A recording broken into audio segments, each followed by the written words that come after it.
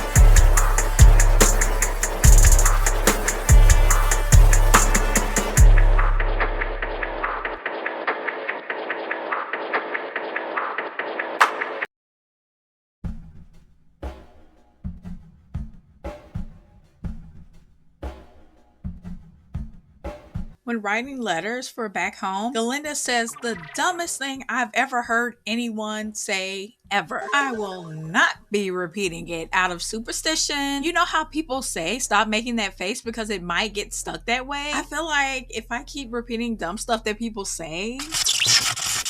So they both write about each other, with Galinda using a string of adjectives, an essay, a Yelp review, several paragraphs of vibes to describe her roommate. Elphaba uses one, blonde. That about sums me up. Yep. Gotcha, bitch. So they go into the song, What Is This Feeling? And the bedroom scene is very charming. The whole song is a montage of the entire school taking Galinda's side. Something interesting about when I first watched this movie is I thought Galinda was upset about having to share a room with Elphaba, or that Elphaba wasn't kissing her pink ass like everyone else was. I realize now that Galinda is jealous. She is a person that has essentially everything except for a few things that she actually wants. Elphaba, on the other hand, has the few things that Galinda actually wants but has absolutely nothing else. Anyway, back to what I was saying. The whole school is against Elphaba. Big surprise. So next we're in the classroom. We meet Dr. Dillerman. She's a goat. He calls Galinda's name the only way a goat can, and Galinda, patron saint of mispronouncing everyone else's name, is suddenly deeply offended by incorrect pronunciation. So she harps on it publicly, out loud, comparing Dr. D to other professors that managed to pronouncify her name. Galinda, he's a goat. Let it go. Then the class erupts into laughter because mocking the different professor is apparently a group activity. Elphaba steps in and suggests that maybe some people are just different, a concept Galinda and the rest continues to find confusifying, to which Galinda, doing her very best Regina George impression, says, "Wow, looks like the artichoke is steamed." The whole room explodes with laughter, and Galinda waves it off with the universal "it's just a joke" gesture, to which I really didn't see the punchline. Oh, there it is, your face. In this lecture, Dr. Dillerman is explaining one of humanity's favorite hobbies, finding a scapegoat. You know, blame outsourcing, emotional Amazon Prime. Naturally, the class is not listening because acknowledging uncomfortable truths would require self-awareness. And these people are dressed for brunch, not introspection. Elphaba, however, is locked in. When he asks what people do in times of crisis, she answers immediately because she knows this one by heart. Look for someone to blame. She doesn't even have to think about it because for her, this isn't a theory, it's a user manual. Meanwhile, the decorative houseplants Galinda has chosen as her friend are busy whispering about why Elphaba didn't raise her hand, which is impressive, most impressive, considering they're missing the entire point of the conversation. And because oxygen must be converted into attention at all times, Galinda raises her hand only to say a whole lot of nothing. Dr. D calls on her but mispronounces her name in the process, and she has a conniption, a hissy fit, a full-scale identity crisis over a vowel. She's a straight-up jerk and douche in this moment, and I had a hard time liking her character even in for good because I couldn't get past this moment and her whole personality. If you have a problem with the way he says your name, Galinda, How about just don't raise your hand then? You weren't really saying anything anyway. Ugh. Then she goes on to say we should talk about history instead of always harping on the past. History is the past, you moron. Galinda fans of the world unite. Why do you like this character? For the same reasons people like Patrick, I guess. Dumb people are always blissfully unaware of how dumb they really are.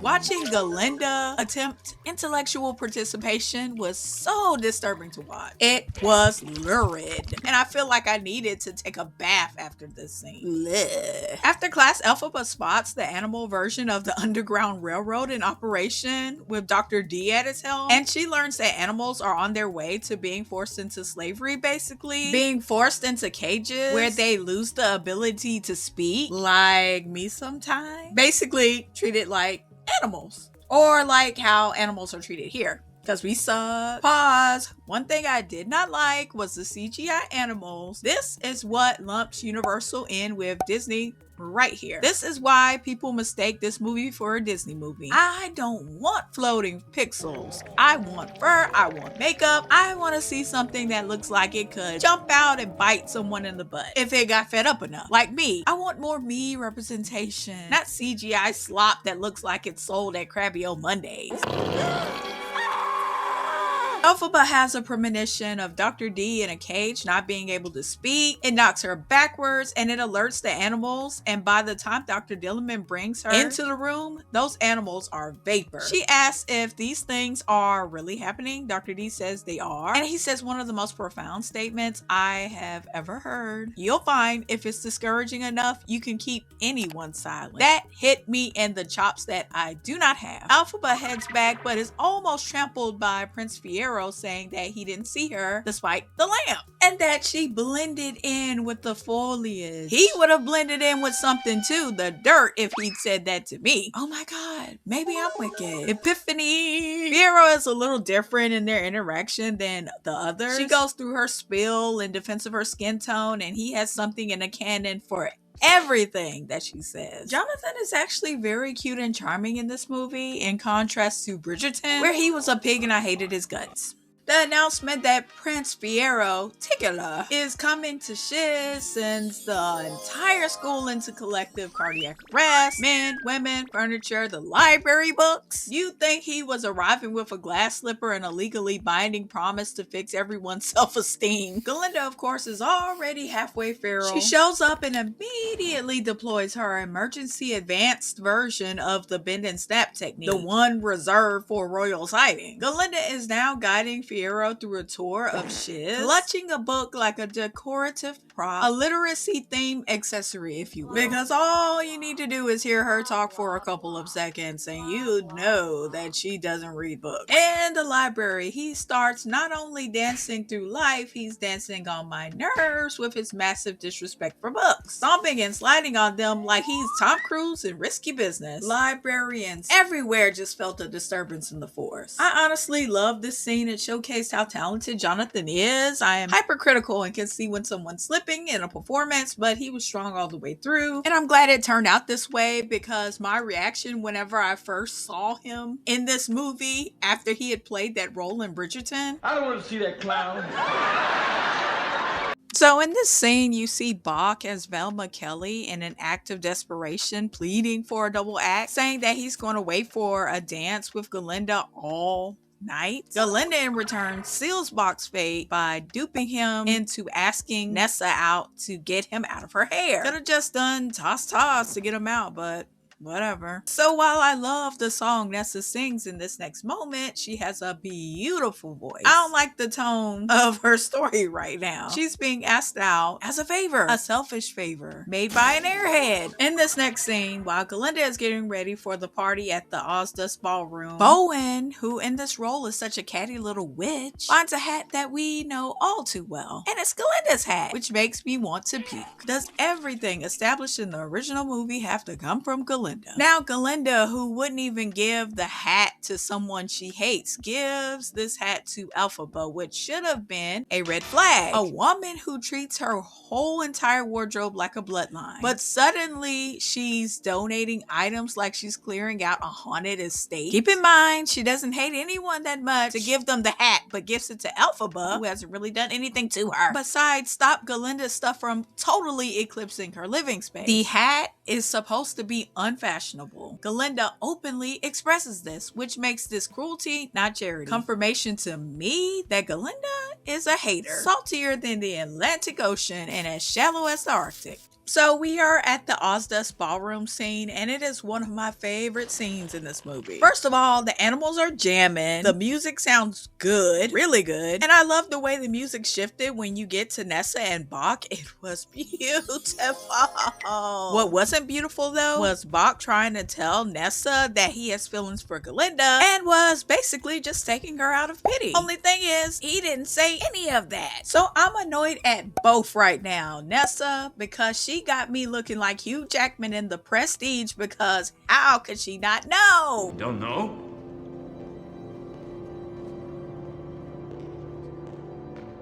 Don't know? Bach has been staring at Galinda the entire time they are talking, like he's been hypnotized by Jafar's staff. And I'm annoyed with Bach for being hypnotized by Jafar's staff. He clarifies to Nessa that he didn't ask her because he felt sorry for her, which is true. But instead of telling her the truth, he says, because you are so beautiful. And she is very beautiful. I think that she's wrong in singing this song with him, saying they deserve each other. I disagree. I don't think he deserves her at all. Nessa is very odd to me. She gets all of the love from her father, but still seeks that love in other men. Should be the other way around, but I guess. So Bach and Nessa are dancing, and though I don't like this character, it was refreshing to see someone in a wheelchair in a movie. This is why people who are allergic to representation can sit on it and spin, because if seeing everybody upsets you, then don't flip and leave the house then. Or watch TV. That's what I do, minus the TV part. Of course, the difference is nobody's gonna miss you. So Madame Morrible at Elphaba's request gives Galinda a training wand so she can pretend to be magical. Galinda feels guilty, as she should, because she gave Elphaba that hat out of bad intentions. Now Elphaba is here and wearing the hat, and Galinda is shocked, like she's not the one that invited her. It's so obvious to me that Galinda is the one telling this story. All the horrible things she does are just buffed away like squirrel mark. Elphaba shows up to the party and the music comes to a screeching halt. This moment when she comes down the stairs and even the party goers that look like Mustard Plantation animatronics are laughing at her is the perfect cauldron mix of Drew Barrymore being humiliated and never been kissed and the Ever After Ball scene. If it was this would have been a Carrie remake. You want to make me the Wicked Witch? Well, let it be. This scene, as a first-time viewer, put me through the emotional shredder. As a matter of fact, I didn't even know I had a heart till it was ripped from me in this scene. Elphaba takes the hat off, places it on the floor, and dances oddly to the music of laughter and whispered insults. She makes this one move, and I'm like, oh yeah, she's about to get him. Finally, some catharsis. Everything they ever think about gonna fail. But then I was like, oh yeah, that's right. She doesn't know how to use her powers yet. Then I'm reminded in the old movie how the Wicked Witch really didn't have to do much to be menacing to everybody around her. So I'm like, yeah, they're just reacting to just her. She then takes the hat off the ground and puts it on her head again, which I love. It felt like her taking her power back. Then there's this profound little crack in the story. The moment Fiyero realizes Elphaba does not give a twig what anyone thinks. And in that same instant, you can practically hear a microscopic ping. And inside Galinda's brain. Not a full personality transplant, not even a proper moral awakening, more like the emotional equivalent of a software update that installs at 3% and then freezes. But it's there. For the first time, Galinda actually sees Elphaba not as a spectacle or an inconvenient shade of green, but as a person. And the cruelty surrounding this realization is heavy. Like someone quietly replacing the movie's glitter with cement. Because this is where Wicked does something almost rude. It lures you in with pastel gowns and sparkly optimism, then pulls the rug out from under you and hands you existential dread instead. The DNA of this movie mutates right here. It matures, it grows teeth, and honestly, that tonal whiplash is part of the magic. It's like being invited to a tea party and realizing the sugar at the bottom of your cup is actually cyanide. We've been slowly poisoned since the opening number and we didn't know it. There's a lot more to dissect in this scene, so yeah, I'm gonna go and lie down and process the fact that a musical just emotionally mugged me. We'll continue this in part 3, assuming I survive the emotional poisoning. Bye-bye.